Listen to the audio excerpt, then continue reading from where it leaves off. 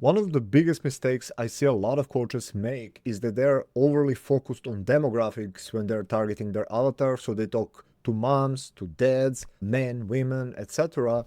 And what's really interesting is that I made hundreds of thousands of dollars online without ever talking about demographics in my marketing, other than to show why it's wrong.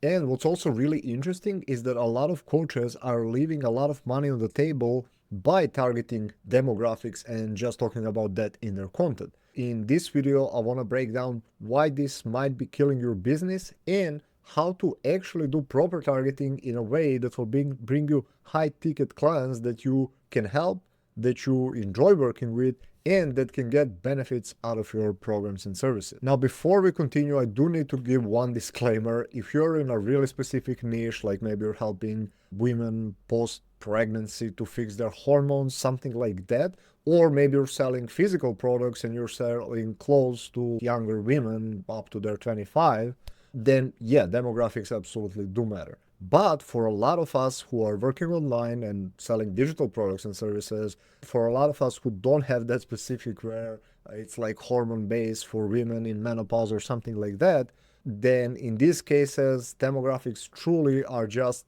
5 to 10% from what I found.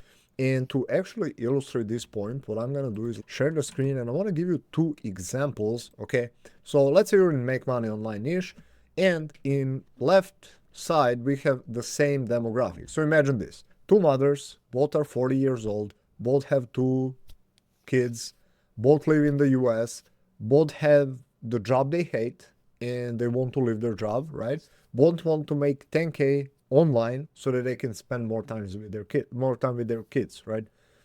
But, and here's where it's interesting, a lot of people would say, yeah, that's my avatar, right? That's pretty clearly defined avatar. But I would argue, no, it's not. And this is because of the caveat below that you can see. Let's say one of these two mothers is trying to make money with solo ads. Basically, she obviously pays for solo ads and people are pushed to her email, sequence, landing page, whatever, funnel, etc. And the other one is doing Facebook organic, no funnels, no ads. She's adding people, posting content, talking to them on Messenger, right? And demographics are absolutely the same. They can even have the same job, same salary, live in the same freaking city if you want. In spite of all of these things being the same, because of this, where this woman would be online, in the first case, the one would probably learn from gurus who are talking about solo ads. She would be in solo ad groups, following YouTube channels where people talk about solo ads, purchasing from solo ad vendors, following them, etc. Whereas the other mother would be in Facebook organic space, following Facebook organic marketers, joining Facebook organic groups. But that's not all. The beliefs about what they need to do to make money online, in this case, solo ads, funnels, etc. In the other case, add people, talk to them, post content, etc., have high ticket product, would be drastically different. So their beliefs and also, furthermore, their problems would be totally different. So if you think about it, the problems I'm experiencing if I'm running solo ads versus if I'm doing Facebook organic would be totally different. So the most important thing is why people buy, because first, people buy based on their beliefs. If I believe I need X, Y, and Z to lose weight and I want to lose weight, I will buy because I believe it, right? People buy based on their beliefs and people buy to solve their problems. And they would have different beliefs and different problems and would be in different places following different people. So where you will find them and how you will talk to them and what you will need to talk in your messaging to attract them and to sell them into your offers will be completely different, even though seemingly they're the same avatars. And this is where I see a lot of mom coaches, dad coaches, men, women, however demographically you target, even though you're like, yeah, but that's just me niching down further. I'll show you later in the video how to niche down properly, but this is usually not the way. And if you're like, I do want to work with moms and dads, I will also share how you can still do that, but not miss out on so many clients. Now, I also wanted to give a different example here. So we have here totally different demographics. We have 50-year-old father, we have 25-year-old single girl.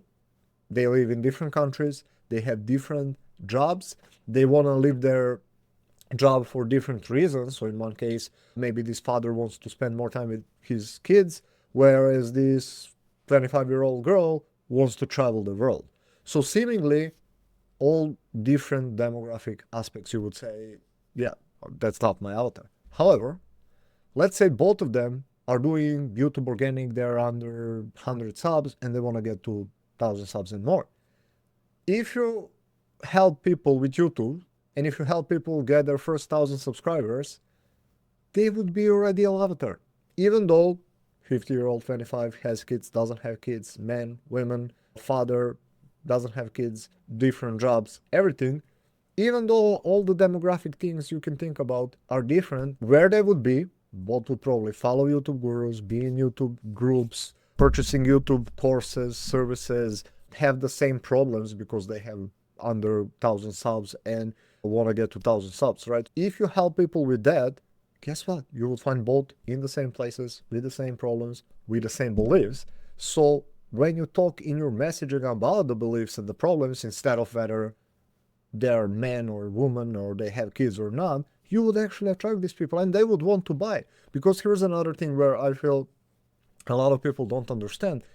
They don't buy because you're both mothers or fathers. They buy because they want solution to their problem, and your solution is, they believe that your solution is the most likely to get them there. And I think very few people understand it. And if you're like, well, what if I want all of that plus for them to be a mother? You can do it. It's not that important. And again, I'll share by the end of the video how you can do just that. By the way, every week I'm releasing 1 to 2 new YouTube videos where I share how you can monetize your following, get high ticket clients and make more money online.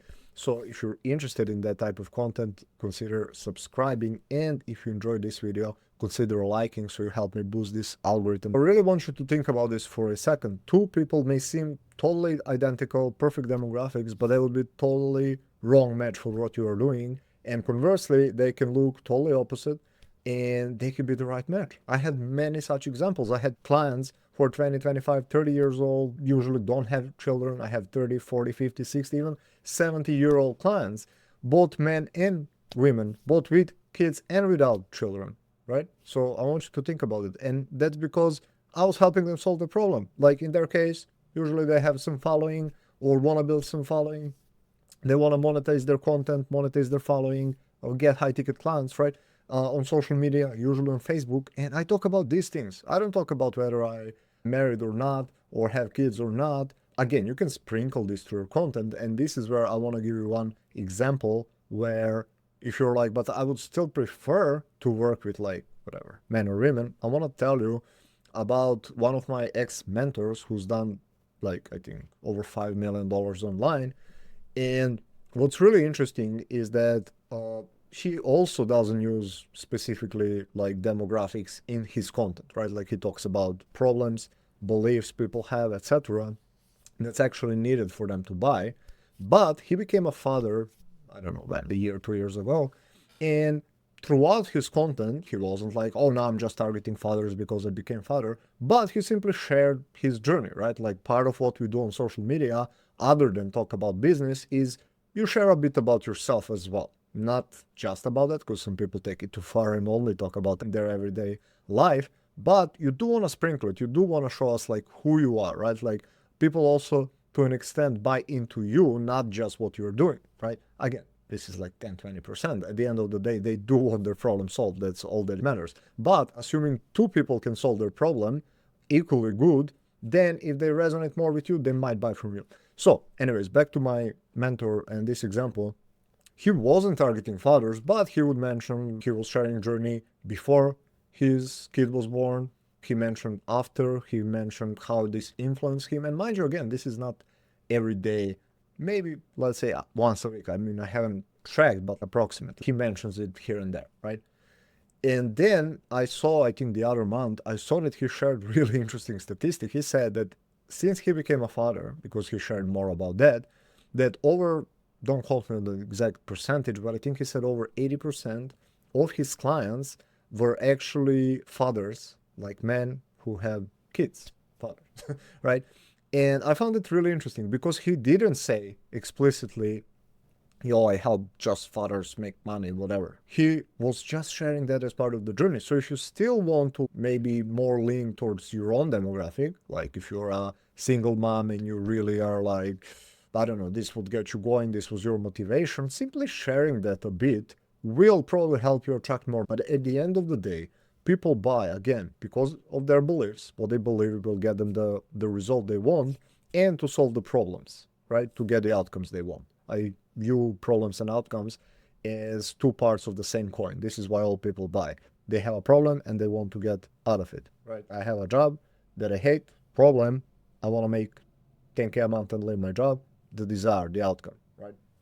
But again, the belief, what will help them get there, is why they buy. They don't buy because you both are mothers. There are millions of mothers, they don't care. Not all mothers can solve their problem. So that's really important to grasp. I actually chatted with this great fella yesterday, and I realized that he was stuck in 2020 Facebook targeting, similar to demographics, but this is maybe even slightly worse because it's even a smaller percentage. Because when we talked about his avatar, he was like, yeah, I target people from tier 1 countries that have jobs so that they can afford high ticket product that I sell. And I'm like, on the one hand, obviously do want to target people who can afford their products. Chances are, if they're from tier 1 countries, that they're more likely to be able to afford.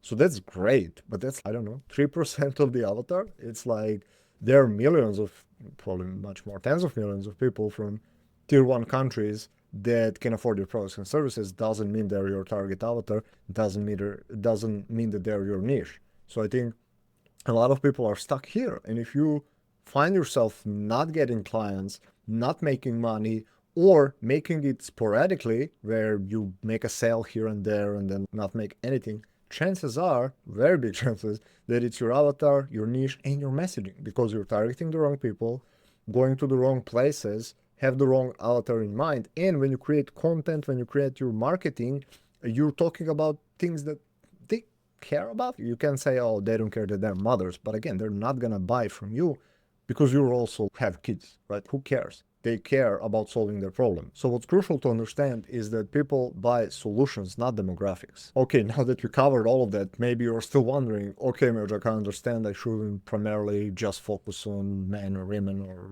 mothers or fathers or any other demographic 50-year-olds. I've seen that as well. So what should I pay attention to? How should I niche down? Who should be my ideal avatar? And obviously I would need to talk to you to tell you exactly, but I can give you some pointers to try to figure this out yourself.